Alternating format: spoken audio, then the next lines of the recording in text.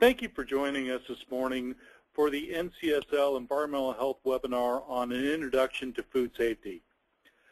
Today's webinar is part of the NCSL Natural Resource and Infrastructure Committee Spring 2014 webinar series that is being held throughout May and June. The next webinar in this series will be held next week, Wednesday, June 18th, and on Thursday, June 19th. To find a list of other webinars in the spring series and to register for free, please visit our website at www.ncsl.org. Today's webinar is going to be a focus on food safety. That is, what it is, how these food outbreaks occur, and how they contribute to illnesses, and how states are at the forefront of food safety. State legislatures have adopted laws permitting the sale of raw milk, exempting cottage food industries from state regulations, and encouraging local food consumption. However, foodborne outbreaks and illness, such as the recent Listeria outbreaks in cantaloupe, salmonella from peanut products, E-coli from fresh vegetables, has made the health community concerned and placed an impact on consumers and the food-producing industry. This webinar will explore the nation's food safety system, how it works, and what happens when it fails. We have three presenters today. Hank Gickless from the Western Growers Association, who is the Vice President for Science and Government Affairs. We have Dr. Ona Fade from the Florida Department of Agriculture and Consumer Services. She's the Division Director for Food Safety. And finally, we have Ms. Carol Selman with the Centers for Disease Control and Prevention, the Environmental Health Services Branch. Following everybody's presentation, we will have an opportunity for questions and answers.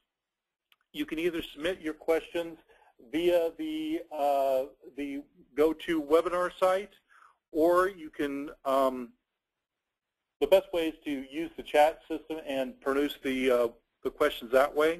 If you have questions throughout the presentation, please type them in the question box on the right side of your screen. And the webinar and presentation slides are being recorded by NCSL and will be available on the NCSL website for future viewing. At this point, we would like to turn it over to Hank Gickless from the Western Growers Association. Hank? Thank you, Doug. Good day to everyone. I am pleased to be here with you today to talk a little bit about produce safety. And I'm privileged to be able to actually present slides in a little different format here. These slides are part of a draft curriculum that is being finalized for growers across the country to help them understand and meet the regulatory requirements associated with the new Federal Food Safety Modernization Act. They've been developed by an entity called the Produce Safety Alliance, which is a collaboration between Cornell University, the United States Department of Agriculture, and the Food and Drug Administration. Next slide.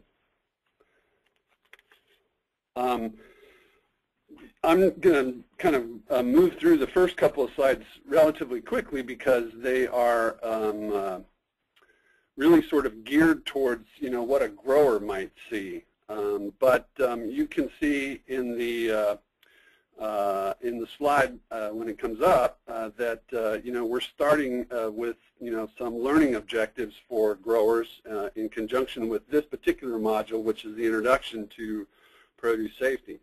We want growers to have a better understanding of produce safety on their farms, to be able to identify, the types of pathogens that can contaminate fresh produce, et cetera. I won't read the slide to you, but you can see that there's some very specific learning objectives that we're focused on. Next slide, please. And this whole entire presentation is really about, trying to underscore the relevance to the farm and the produce industry of the importance of food safety, and to, in many ways and in many parts of the country, kind of, shift the culture to one of, let's do what we can on the farm to prevent and reduce the risks.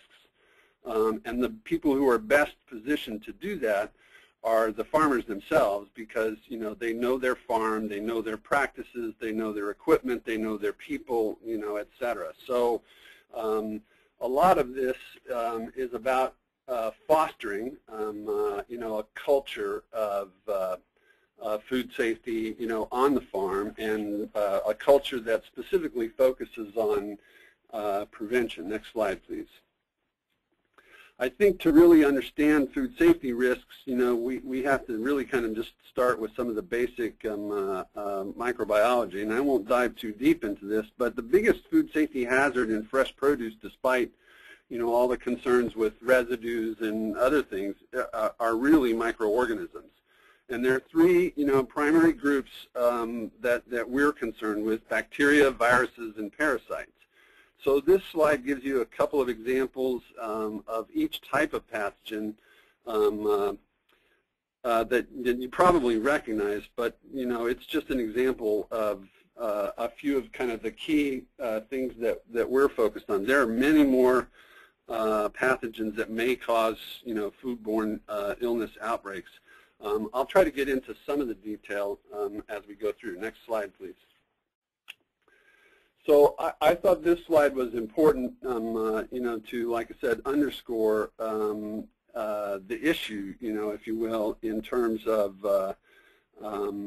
how significant this is for the produce industry. This table illustrates the impact of a few of the pathogens that were on the previous slide that have been associated with actual FDA-tracked outbreaks in fresh produce between 2000 and 2011.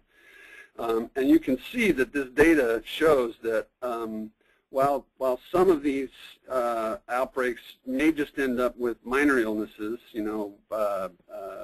such as diarrhea, others have much more serious consequences, including hospitalization, long-term health impacts, and in the worst case, it can result in death. Next slide, please. So let's talk about the individual organisms themselves a little bit. Bacteria are single-celled organisms. They multiply without a host. They can thrive in water sources given the proper conditions. Some of the key bacteria that we're focused on are E. coli,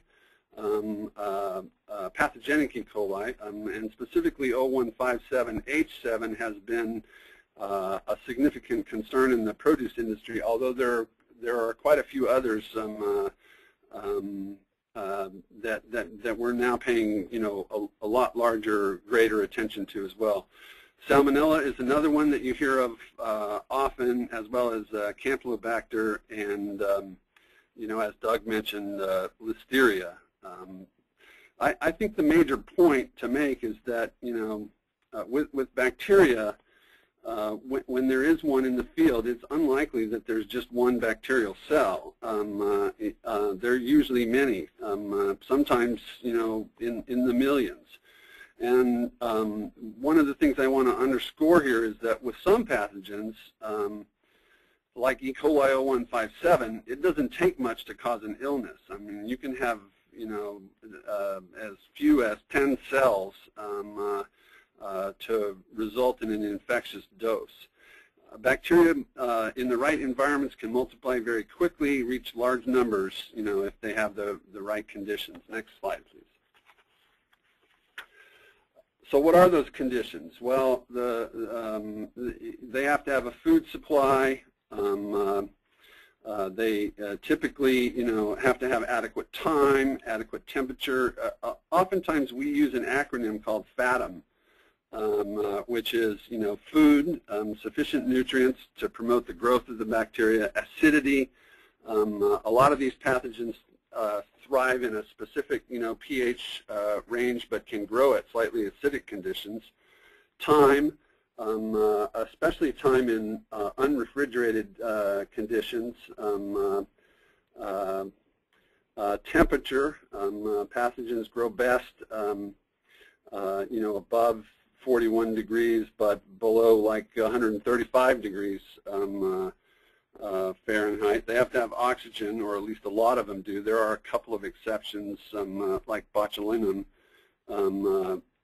which is typically associated with canned foods where oxygen may not be is not necessary, and moisture.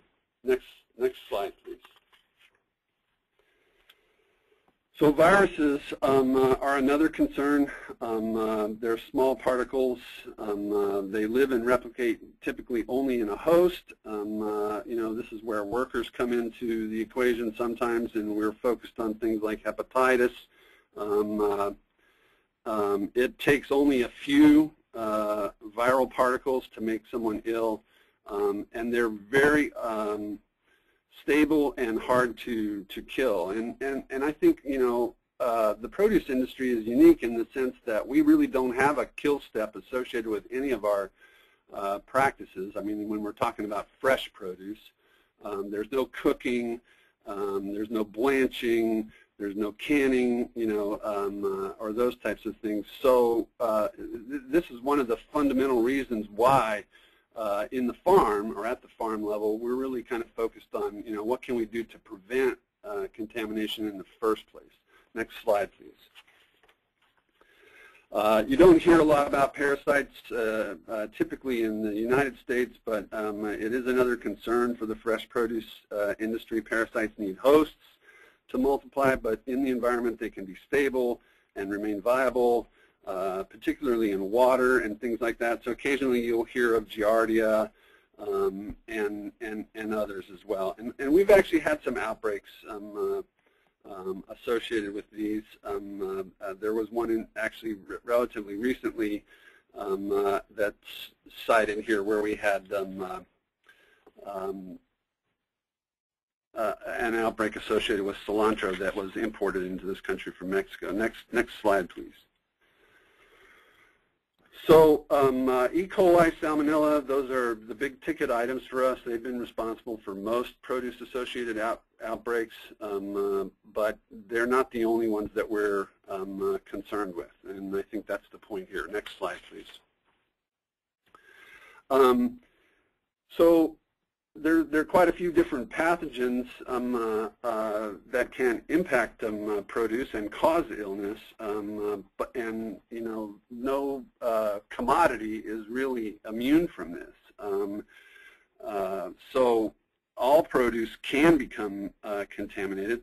Some are probably less likely than others, but this graph I think highlights the diversity of the produce items that have resulted in prior outbreaks, and this is actually from CDC data.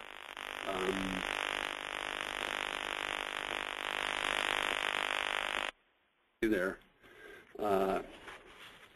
Next slide, please. So what do we do about this on the farm? Well, there are some kind of key points of contamination that we focus on. You can see them sort of illustrated here. Humans can be a source of contamination, soil can be a source of contamination, animals, water, and then the equipment that we use. And these conditions exist on every farm. Anywhere in the country. You're going to have people, you're going to have soil, you're going to have water, you're going to have equipment, and you're going to have animals. So, I can't underscore enough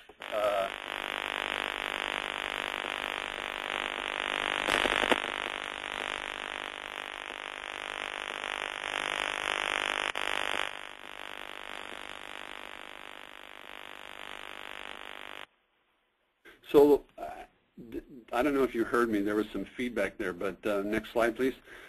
How contamination is spread. So humans, let's talk a little bit about them. They carry pathogens. They can spread them to produce, on contact surfaces or as an indirect method or directly when they handle produce. It's usually, a fecal-oral connection.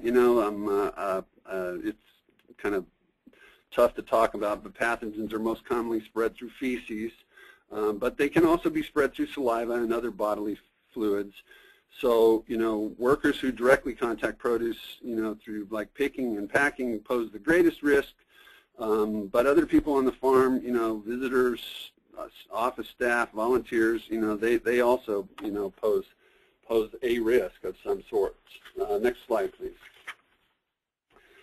Animals, it's not just domestic animals like cattle, chickens, or family pets, but wild animals, deer, geese, wild pigs, all of them can carry and transmit pathogens, through their feces as well as by tracking feces, through the field as they move. And there's been, a lot of work being done on, how do we prevent contamination from wild animals in the field.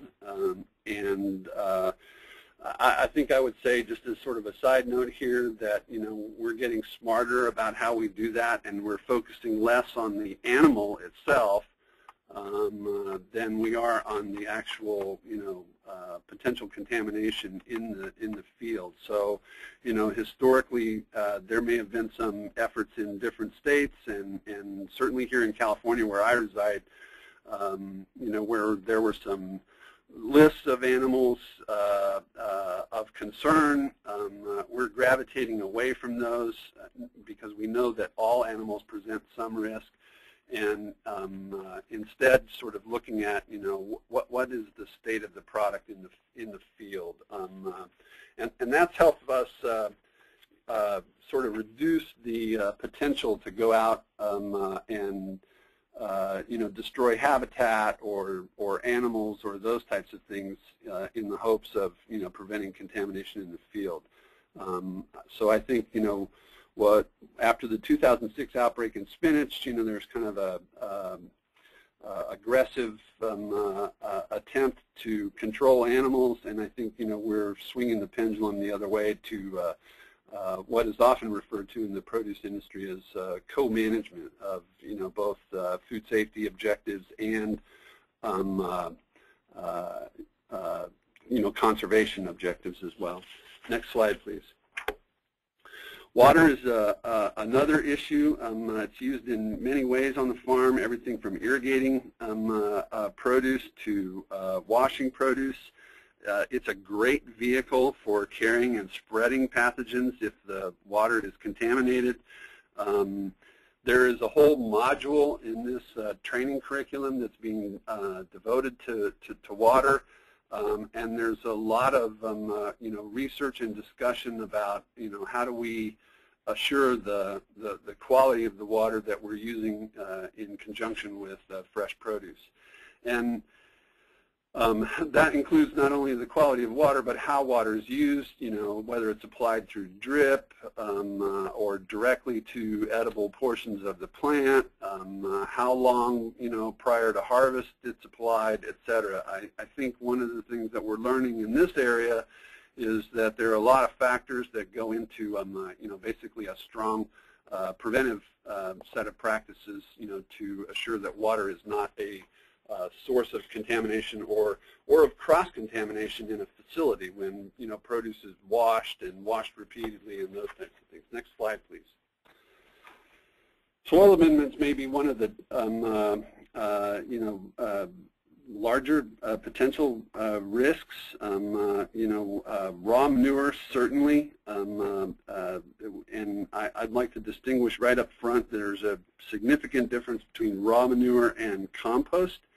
Compost has been, treated with, effective time and temperature controls to eliminate microorganisms. But raw manure and, other incompletely composted or untreated soil amendments can be a source of contamination if they're not, handled properly or used properly in the field. We know that manure is a valuable resource, to farms and, in nutrient cycling programs. And so there are ways to use it, but, things like runoff and spread of raw manure by wind and, improper or incomplete, treatment, etc., are not good preventive practices. Next slide, please. Another way contamination is spread that's often overlooked, actually, is through cross-contamination. So, you've got a building or an implement in the field or equipment that is a harvest aid or those types of things, all of which need to be kept clean, and to the degree that you can sanitize them, sanitized as a means of reducing the risk.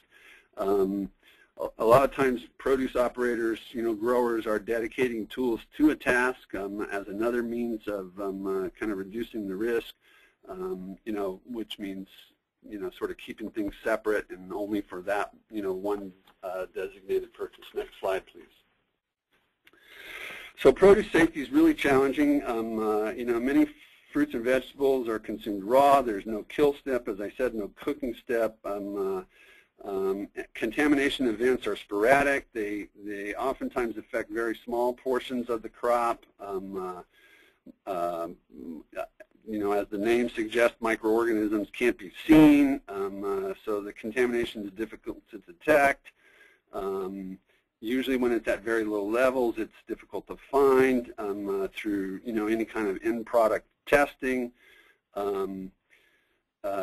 Produce, by its very nature, has some qualities, rough surfaces on some, large folded surface areas on others, that are great places for pathogens to, lock in and hide, so they can't be easily removed by washing. And this is the reason that we're focused on produce safety. It's preventing contamination from occurring in the first place. Next slide.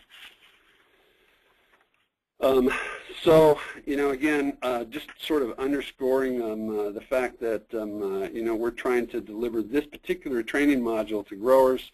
It starts with their commitment, and there's a methodology, that we're fostering, at the small grower, medium grower, large grower level, that I think we'll talk about next. Next slide, please. So, we're asking people, through the context of these trainings to assess their risks, to design and implement practices that actually address the risks that are unique to their farms, to monitor the practices that they do implement, to ensure that they're working. When they don't work, to actually outline, a corrective action for that failure, if you will, and then to, keep records. This is another thing that Western Growers is really interested in. Some of these records are important in terms of our, continued learning and improvement of these systems. So, we're really striving to, encourage people to document things and to, share that information in a way that's not harmful to their individual firm, with their trade associations, and even, we're in discussions with, folks like FDA and the state health departments, et cetera, about how we share data with them, from the farm, to help accomplish our common goal of, reducing illness, et cetera. Next slide. So assessing risks, requires a systematic review of your practices, your location, your activities, the typical situations where contamination might be introduced, and this particular curriculum goes through each one of these areas in a separate module in much greater detail. Next slide, please. Most farms across the country are already implementing practices to reduce food safety. As a matter of fact, I think the industry is, ahead of the regulatory community in many ways. So, a lot of times we're asking people to consider their current practices, particularly in light of new science and new learnings, and there are entities such as the Center for Produce Safety and Cornell and others who are constantly doing research to better understand, how produce is contaminated and suggest and recommend, improved or better practices to be preventive in the field. Next slide, please. couple of different tools that have been in place for quite some time are GAPs and GMPs. A lot of farms have these. I'm not sure that every farmer's knows exactly what the acronym is, but these are good ag practices, and they're associated with reducing food safety risks on the farm, particularly during production and harvest and post-harvest activities. They mean taking steps that are both practical, protective, and also financially feasible. And then there's GMPs. GMPs are good manufacturing practices. They apply to food production facilities and the packing areas. There's a separate series of guidance. Now the Food Safety Modernization Act doesn't really deal with GMPs. Next slide, please. GAPs encompass things like worker training, water monitoring and testing, manure and compost management, etc. So again, you can kind of see that they address the key risks there. Next slide, please. Most farms operate with standard operating procedures. These are helpful. They're written documents that help you implement GAPs or your food safety program. They assure that practices are done properly, that they can be trained to in the field. An SOP is, you can think of it as a recipe card. It's kind of like step-by-step instructions for how to complete a task, how to do it safely. In the training modules, we ask people to actually, sit down and construct a few of these. Next slide, please. Monitoring is also a key practice. It's very important to making sure the food safety practices are done properly and at times when they have the most impact. Every single module talks about, what to monitor and when, and its importance. And along with monitoring goes record keeping as well. Next slide.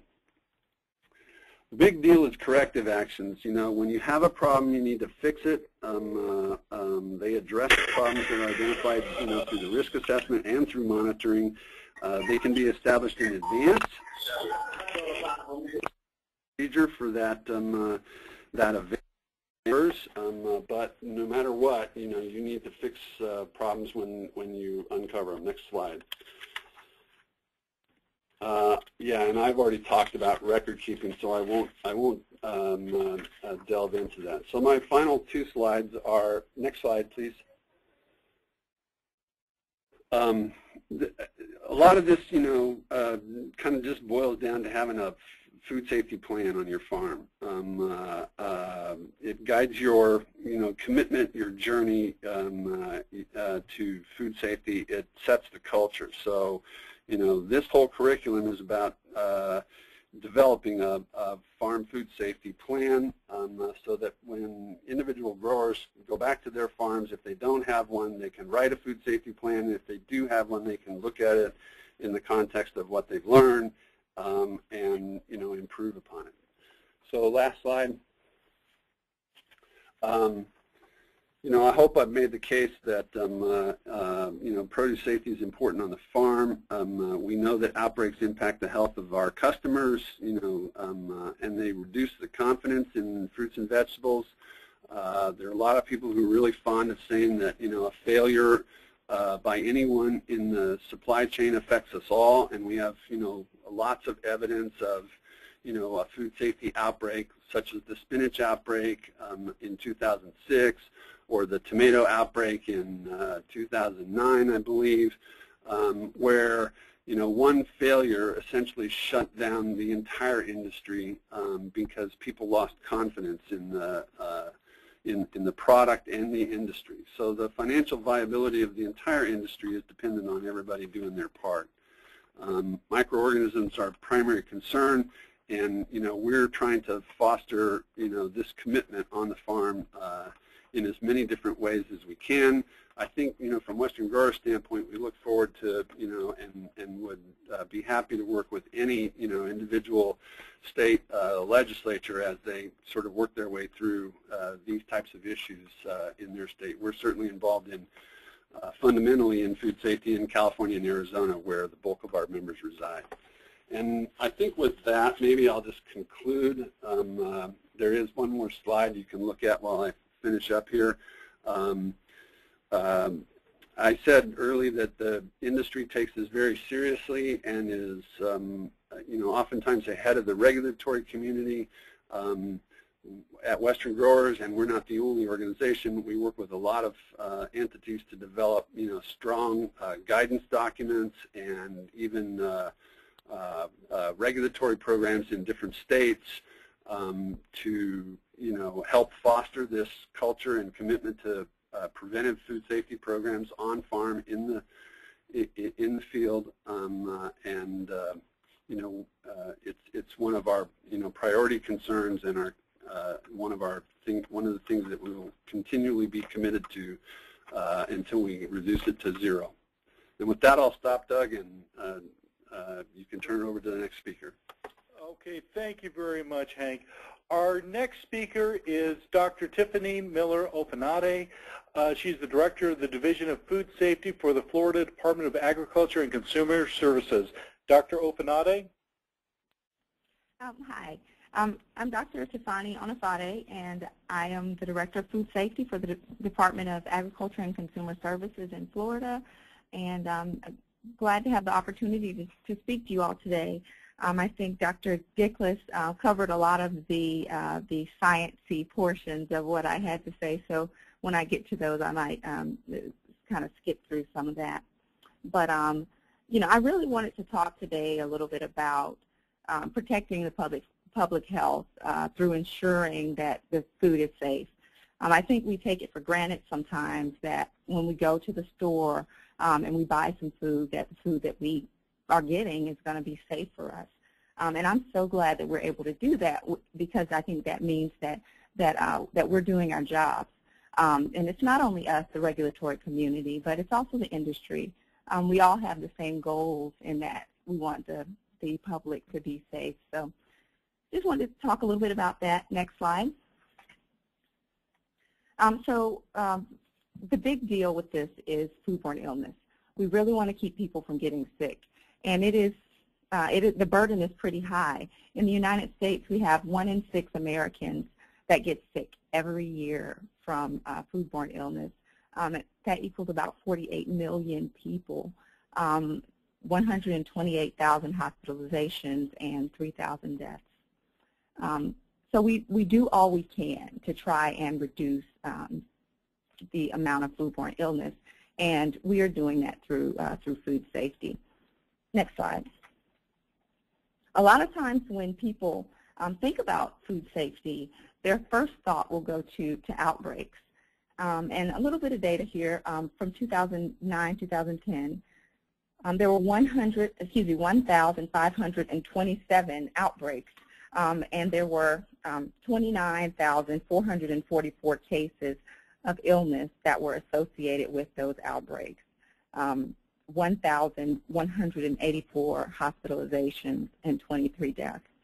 It's very easy to see why having unsafe food is devastating, not only to the health of folks, but also to the to the economy and to the overall communities. So it's really important to make sure that the food is safe. Next slide. I'm sure many of you might remember the salmonella outbreak in 2008 and 2009 that was associated with peanut butter.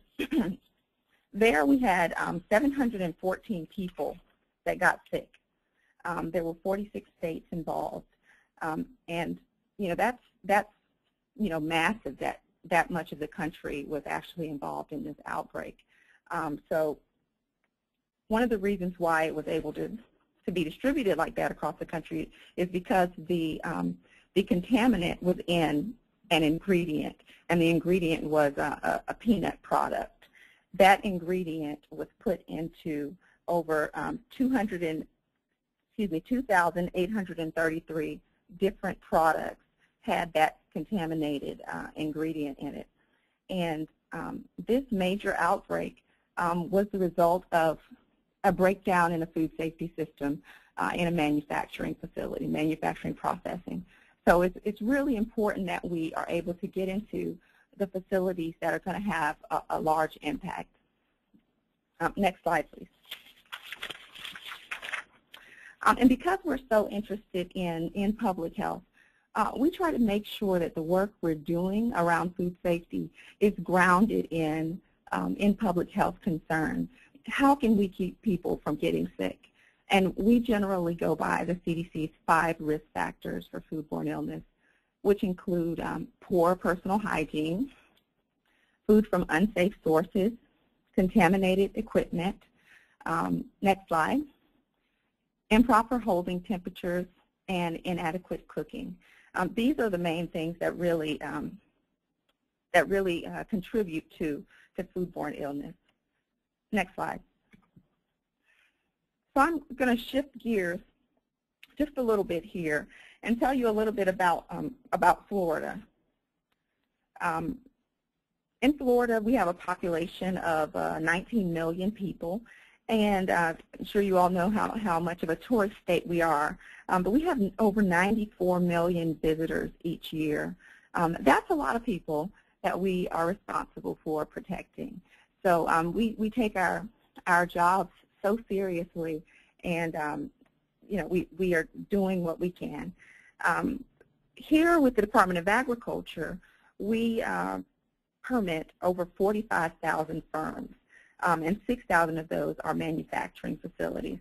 And I think in the previous slides where I was talking about the outbreak, a breakdown in the manufacturing facility portion has the potential to reach a really large population. So that's one of the reasons we want to make sure we get into those types of facilities. And of course, there are other types of facilities that need to be inspected. Here in Florida, there's you know, there are everywhere. There are restaurants and there are hospitals, and we don't do those facilities with the Department of Agriculture, but those are other places where food safety practices are regulated by an entity. Next slide. So here with the Division of Food Safety, our mission, we have a responsibility for ensuring the public of a safe, wholesome, and properly represented food supply. We do that through inspecting the food products, permitting and inspecting the food establishment, and performance of specialized laboratory analysis on a variety of food products that are sold or produced in Florida. Next slide, please. So the Division of Food Safety here in Florida is composed of several bureaus. We have the Bureau of Dairy Industry, which is responsible for the milking parlors and the dairy manufacturing facilities. They're also responsible for the milk haulers, and that's the trucks. And that's really important. Transportation, food transportation is something that's getting more and more attention lately, especially in light of the Food Safety Modernization Act. So here in Florida, we already have that piece when it comes to dairy. We have our food laboratories and our chemical residue laboratories. These are the places where we send our samples if we have samples collected in the field, and we're looking for various types of contamination. And I'll just mention that our chemical residue lab performed the seafood analysis when there was the BP oil spill. So, you know, we did that work, and just FYI, we didn't find anything in the seafood above a level of concern when looking for oil residues. And finally, we have our Bureau of Food and Meat Inspections. And what they do, they're the folks that go out to the retail facilities and the manufacturing facilities, among several other types of things that facilities that we inspect. Next slide, please. So for the inspection of these facilities, I mentioned already that we have over 45,000 facilities, and we have to perform over 70,000 inspections per year. And we go out on these inspections not only for routine reasons, but we'll go out when there's a complaint. We go out for product recall to make sure that unsafe product gets off the shelves. We'll go out and collect samples. We review labels and seafood identification. That's one thing that's a little bit interesting. Sometimes there'll be someone saying something is grouper and it's not. Well, here we have the capability to check that, do DNA analysis to see whether or not it actually is what they say it is. So we protect people not only for the health reason, but also some of the consumer economic adulteration type things. And we do enforcement actions. Next slide.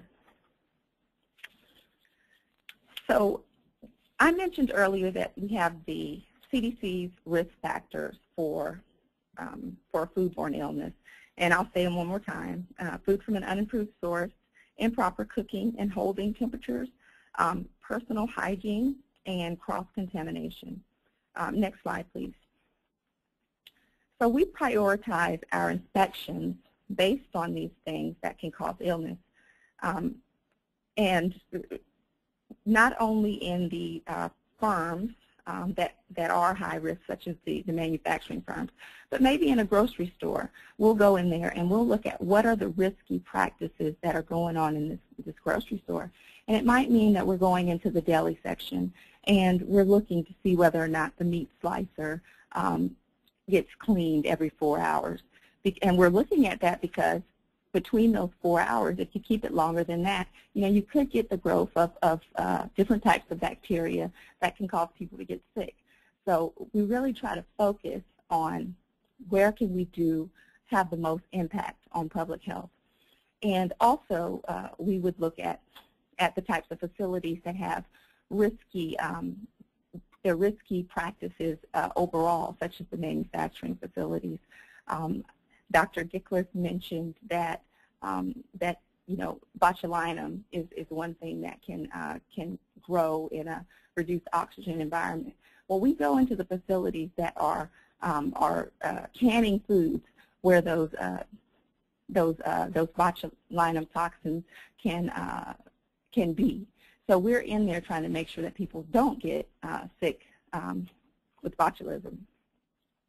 And also to that point, all of us have limited resources. There's limited manpower. There's limited funds. So we try to make sure, again, that we're getting to the places that make the greatest impact. So we prioritize not only our inspections in the facility, but we prioritize where it is that we're going to go. And we do these inspections based on regulations. We have the FDA food code that we use in retail facilities. And then we also have manufactured food facilities where we use the Federal Code of Regulations. We look at hazard analysis and critical control points. And we also are looking at the specialized processes that go on there.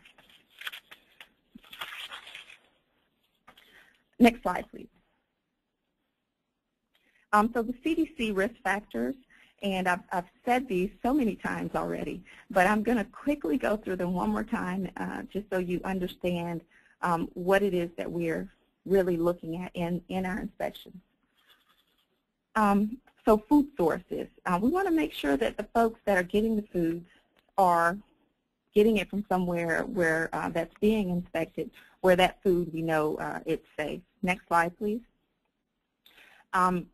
Also, you have a risk factor of improper cooking temperatures.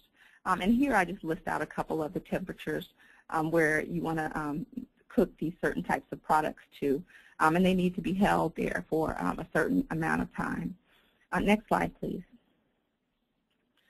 We also look to see if things are being held at the proper temperature because Dr. Gickler, again, I believe he mentioned between 40 degrees and 135 degrees. We call that the danger area. Things that are not kept outside of that range have the opportunity for bacteria to grow. So we check to make sure that things that are supposed to be hot are kept hot, and those that are supposed to be cold, of course, are kept cold. Next slide, please. Personal health and hygiene, those are really important. These are considered fecal oral. So when someone is sick, with a GI illness, gastrointestinal illness, then you want to exclude that person from working with food. We do encourage them to wash their hands. However, to be on the safe side, if someone has GI illnesses, they should stay away. So the facility should have worker health policies in place. And when we go in to do our inspections, we look to see that they have those policies in place, and we hope that they actually know what's in them, so that when their workers come, they can make sure that wounds are covered and things like that. Next slide, please. The CDC risk factor, personal hygiene and contamination. Again, we want to make sure that people are washing their hands and preventing cross-contamination, making sure utensils are clean, taking off their rings and things like that while they're dealing with food. Next slide, please. Another risk factor is cross-contamination. One thing that you have to be aware of, and most people are, but when someone's slicing raw meat, we want to make sure that they're not putting the produce that they're chopping up for a salad right there on top of where they had that raw meat being sliced. There are food products that are ready to eat, and these ready-to-eat products aren't going to go through a kill step. They're not going to have. They're not going to be heated to the point that the bacteria die. So we have to be aware of ready-to-eat foods and having them separated from raw foods. So we do all of these things because we really want to prevent illnesses, and how we do that is through prevention. Next slide, please.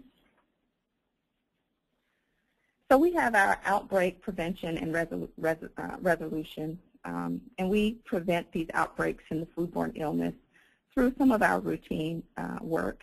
We do our surveillance, which we do our inspections, we collect products.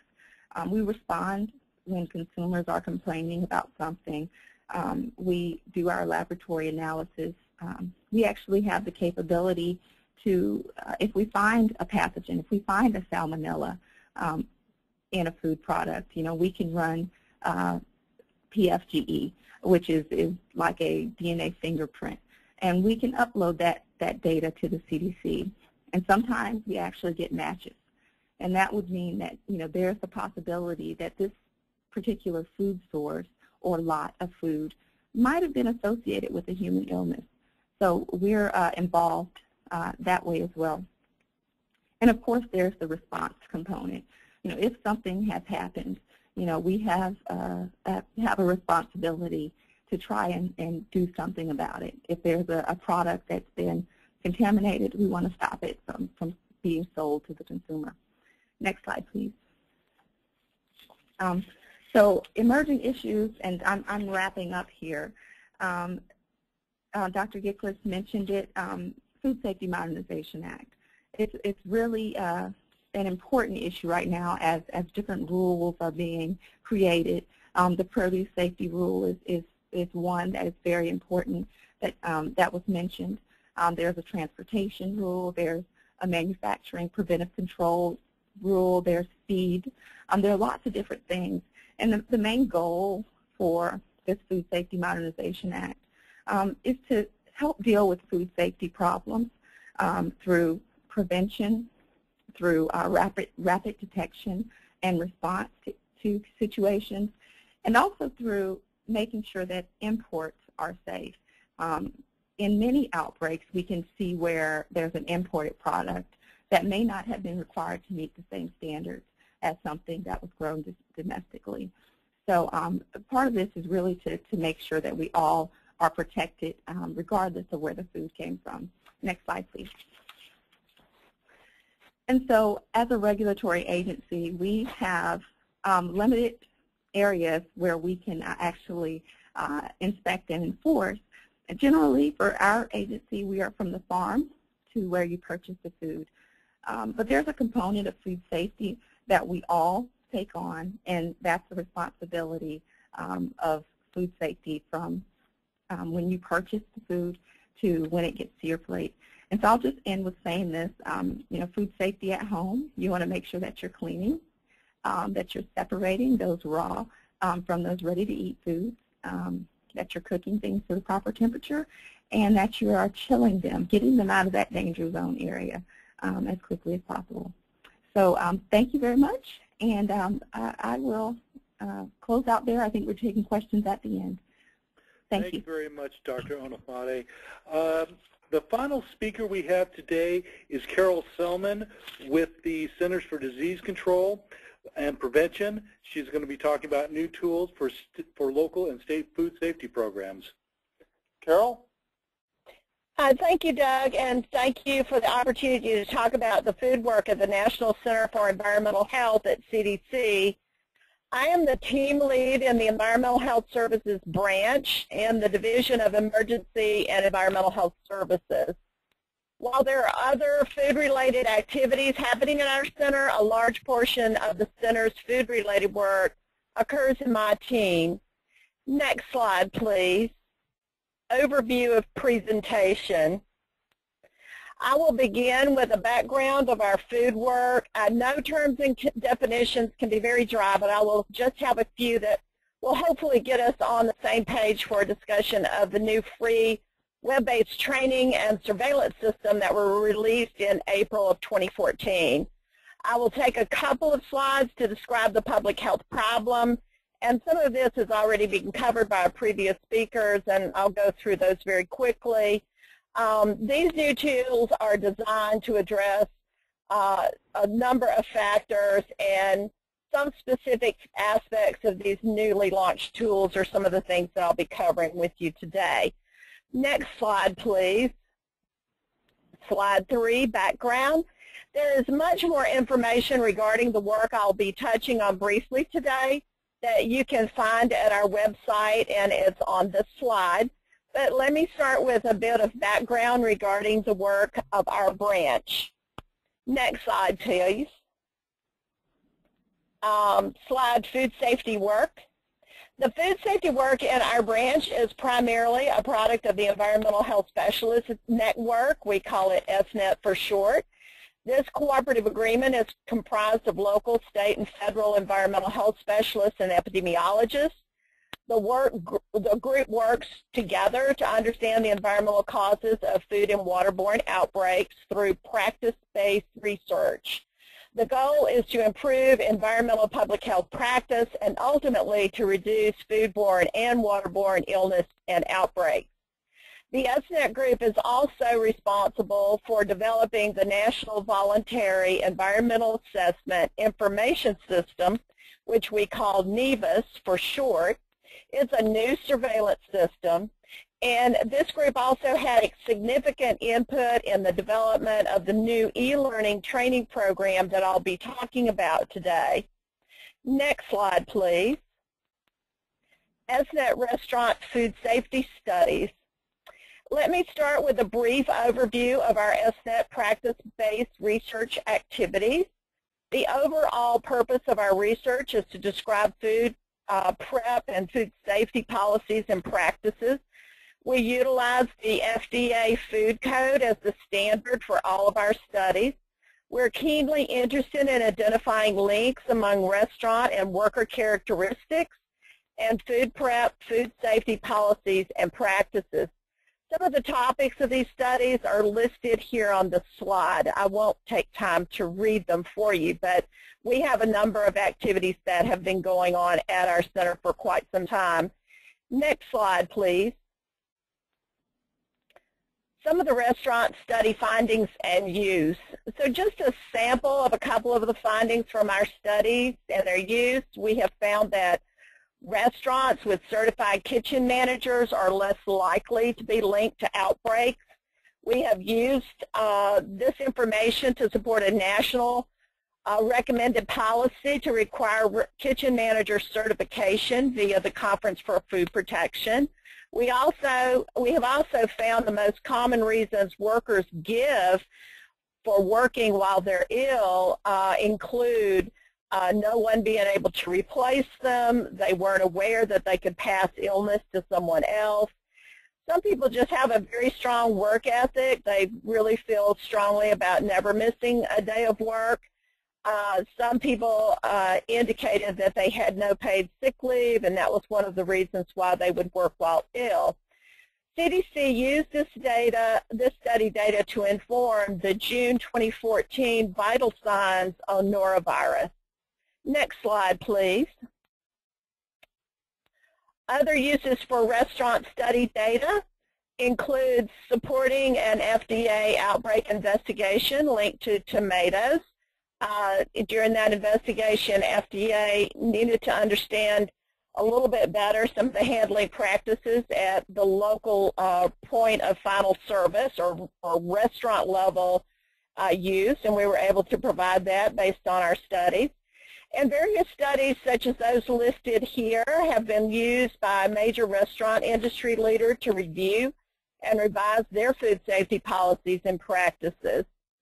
So you can visit our website for more information regarding our studies.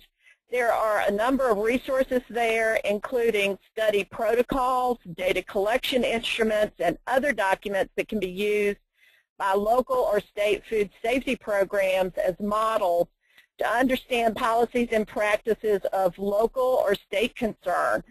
Our staff is also available to discuss the use of these resources with you and to help you modify them to meet your needs. Next slide, please. Terms and definitions. Before we move on to discuss these two new tools we launched in April, let me make sure that we're all on the same page regarding three terms I'll be using: foodborne illness, outbreak, environmental assessment, contributing factor, which is basically the same as Tiffany was using the term risk factor, I believe, and the third term, environmental antecedent. Next slide, please.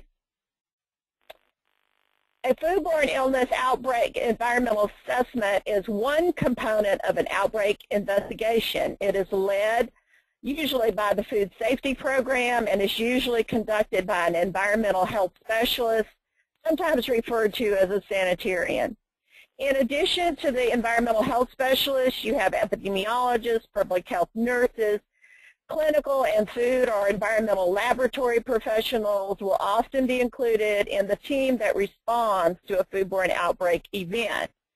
A foodborne illness outbreak environmental assessment should fully describe how the environment contributed to the introduction or transmission of agents that cause illness.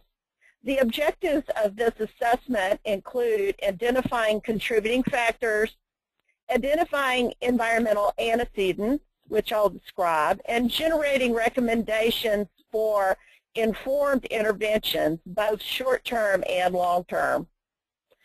So contributing factors is often referred to as risk factors. They're determinants that directly or indirectly cause an outbreak. The contributing factor can be biological, chemical, physical, or behavioral, and an element of the physical or social environment or the result of policies related to the problem. So contributing factors can be categorized as contamination factors, proliferation factors, and survival factors, and you have some examples here on this slide. Contributing factors are specific to an outbreak event, and they may or may not reflect code or regulation violations. For example, contributing factors related to a viral outbreak may include workers working while ill or poor personal hygiene, both normally viewed as code or regulation violations. However, the establishment linked to a viral outbreak may have code or regulation violations at the time of the outbreak investigation that have nothing to do with the specific outbreak involved, such as, in this example, improper cold or hot holding temperatures of food. Next slide, please. Environmental antecedents are supporting factors to the contamination, survival, or increase of biological or chemical agents of food. Based on our work with ESNet, we have identified categories of potential antecedents. They include people, equipment, process, food, or economic factors. Of course, these categories are not set in stone, and we're always open to the identification of other categories of antecedents. So let me give you an example in the next slide, please.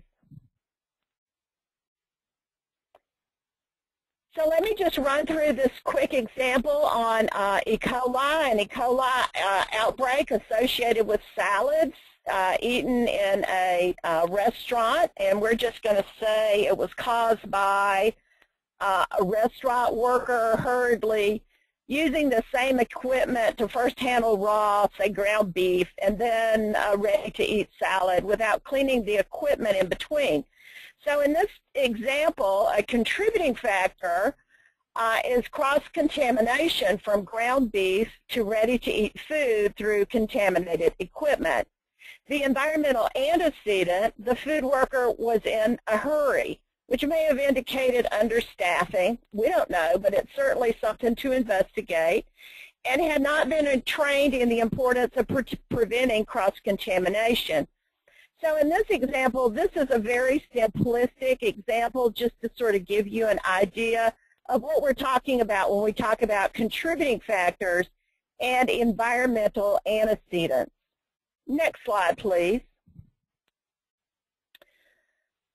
Many different environmental antecedents may be related to a particular contributing factor and may overlap with other contributing factors. For example, in the scenario we just discussed, an outbreak of Staphylococcus aureus related to the people variable and poor personal hygiene, you can potentially have environmental antecedents touching upon every variable in the system: processes, economics, food. And when we talk about food in this example, we're talking about the characteristics of food, such as water activity level or viscosity, or those types of things that are inherent qualities of the food. But they also may involve equipment issues and people. All of these things could help explain why this outbreak occurred. Next slide, please. And we should be on the slide that says problem. And I think that we've already discussed this slide in some of the previous presentations. So basically, we do have a significant problem in the U.S. related to foodborne illness. And half of all of the foodborne illness outbreaks are actually associated with restaurants and delis. And this finding is pretty consistent, even when we take into account the issue of having multi-site outbreaks that are obviously related to, say, a product that was contaminated at the manufacturing or farm level. So even though we adjust for these things, we still come out from our data here at CDC that half of our foodborne illness outbreaks are associated with the restaurants and delis. So basically, the work that we do in my branch is focused at the point of final service. So next slide, please.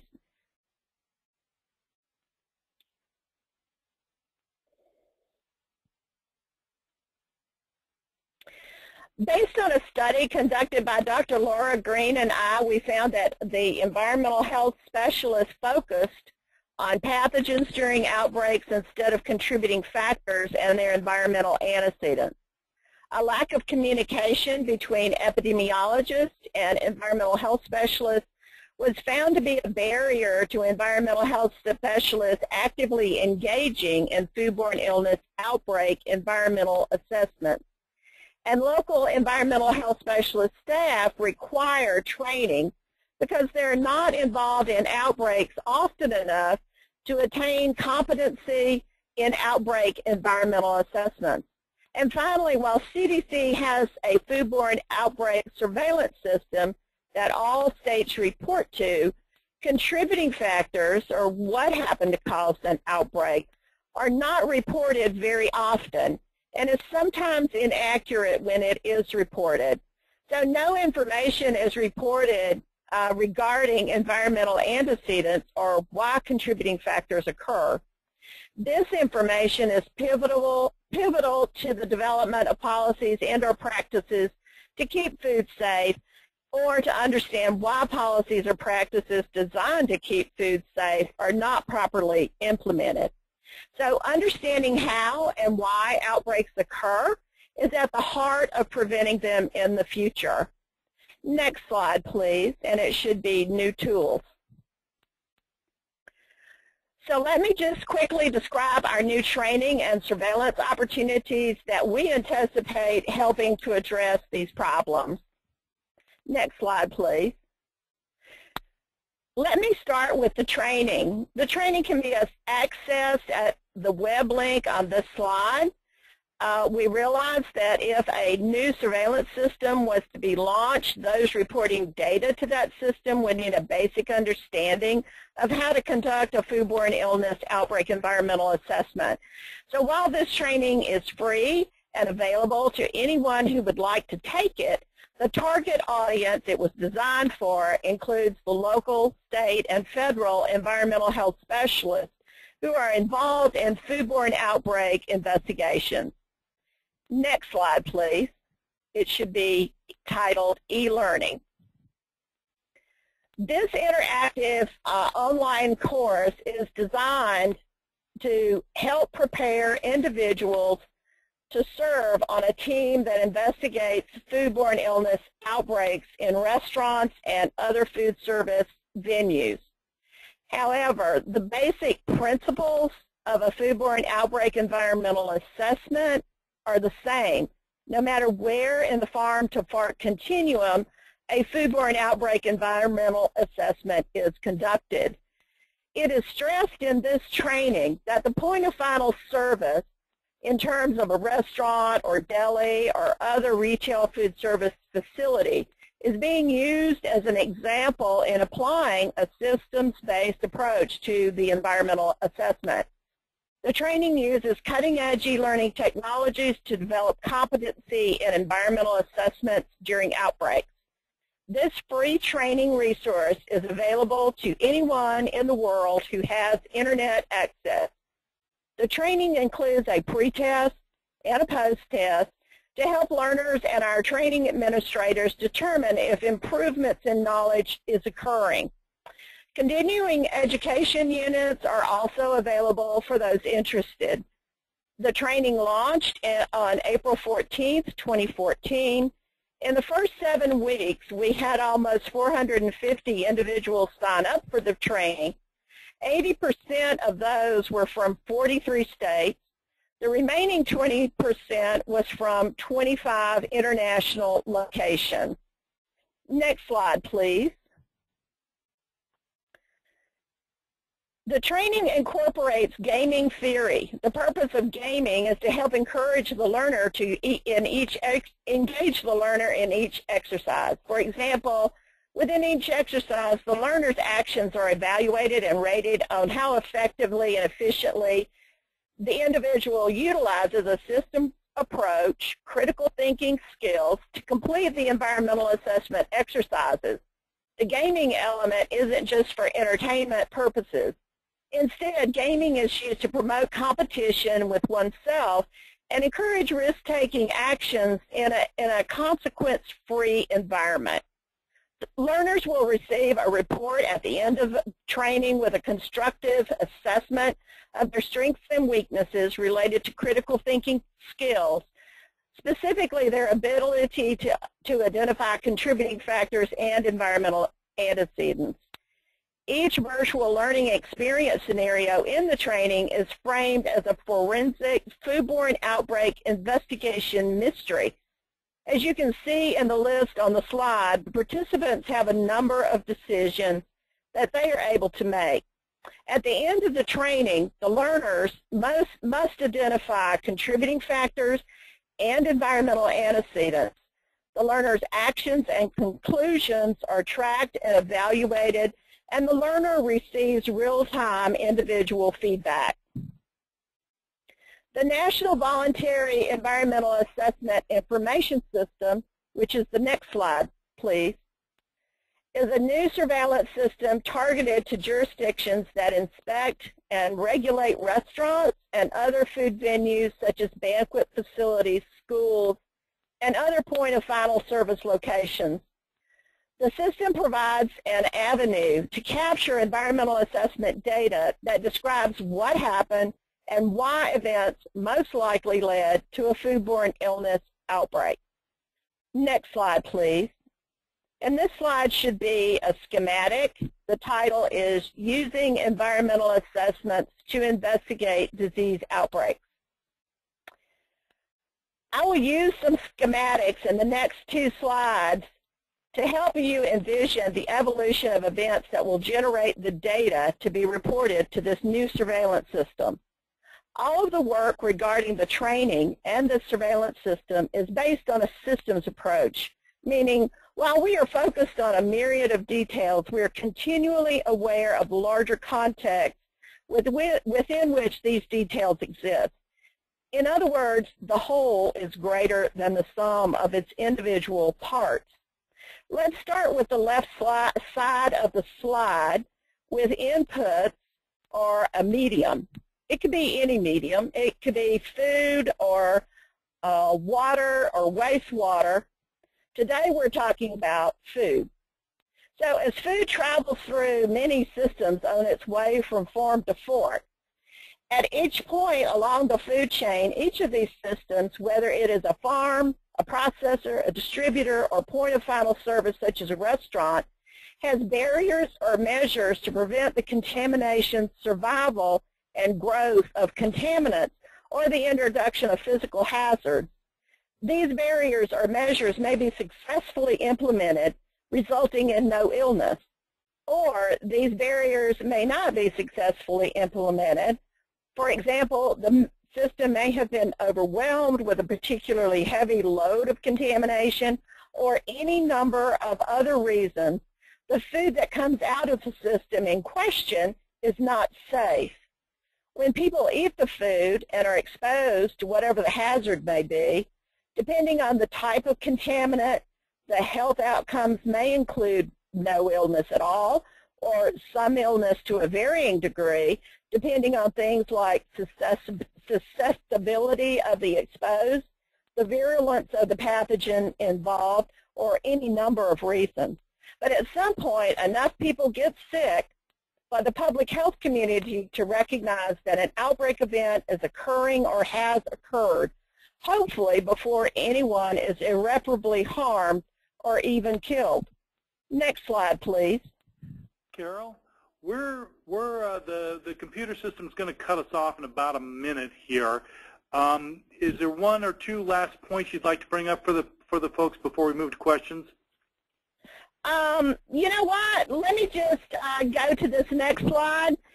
And let me just take a second. I only have two more.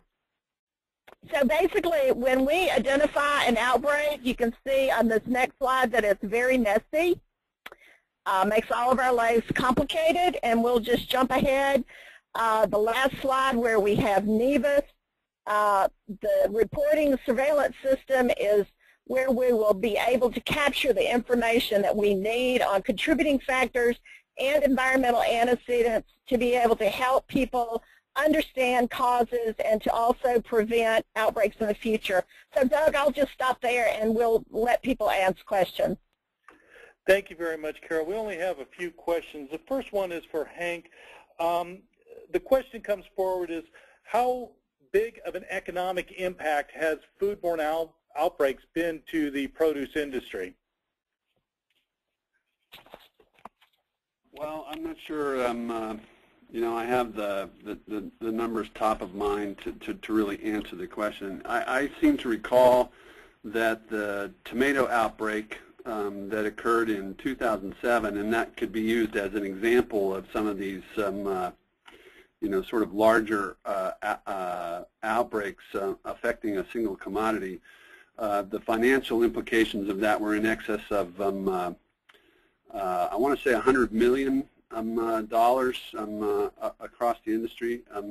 Actually, Tiffany might know because Florida was acutely involved in that, along with tomatoes from all over the country. But they're significant. The spinach outbreak in 2006 essentially shut that industry down for at least a year. It has never really come back to the same level as prior to the outbreak.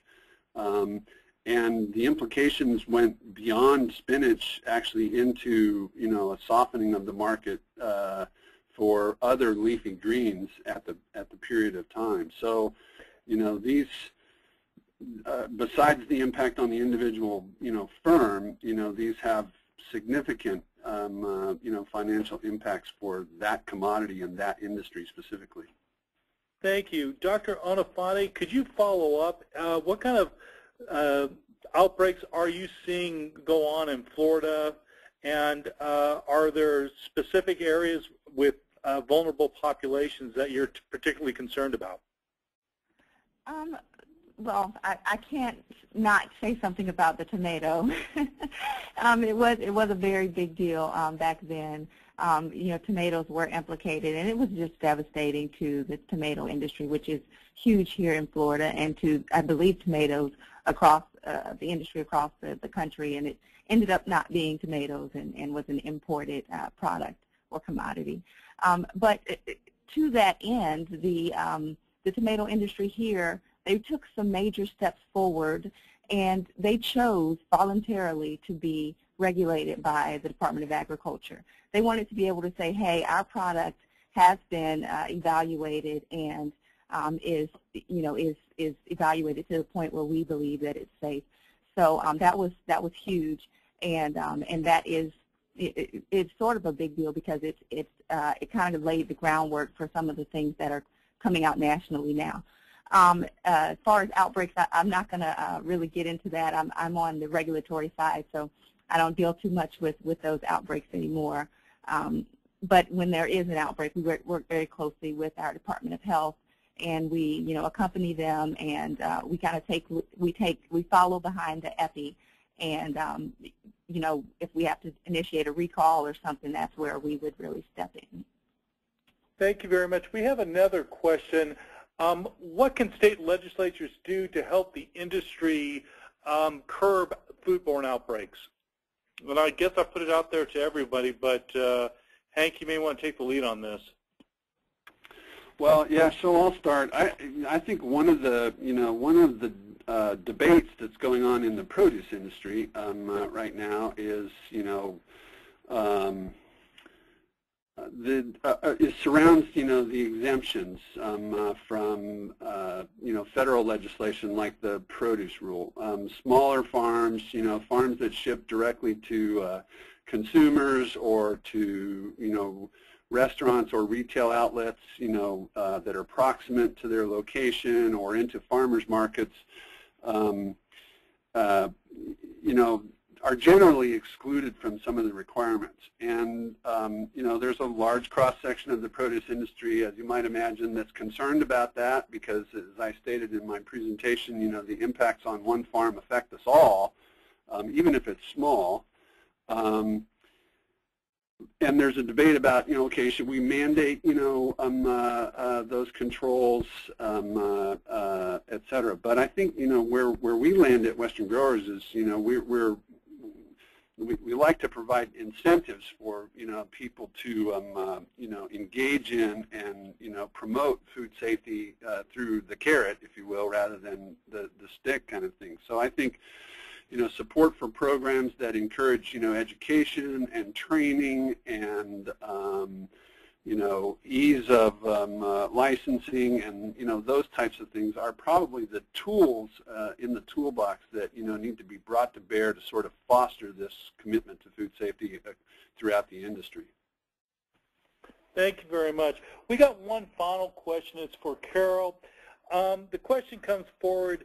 It seems like CDC has a very sophisticated system for identifying foodborne outbreaks. Is the system able to catch all the foodborne outbreaks, or is this just an estimate of what is occurring out there? We're only able to capture the outbreaks that are actually reported to CDC. So we suspect that the number is quite very similar to the tip of an iceberg, if you will. So we don't believe that we capture all of the outbreaks, but when you're talking about outbreak data, that data is from actual outbreaks. They're not estimates. Thank you very much. And with that, I'm going to conclude. Thank you very much to our three panelists today and all the folks. This is obviously a very complicated and very important issue, which is kind of warranted for us going for a little bit over, but we appreciate your patience, and we do appreciate the panelists for giving the time this morning. With that, on behalf of the National Conference of State Legislatures, we are signing off. Thank you.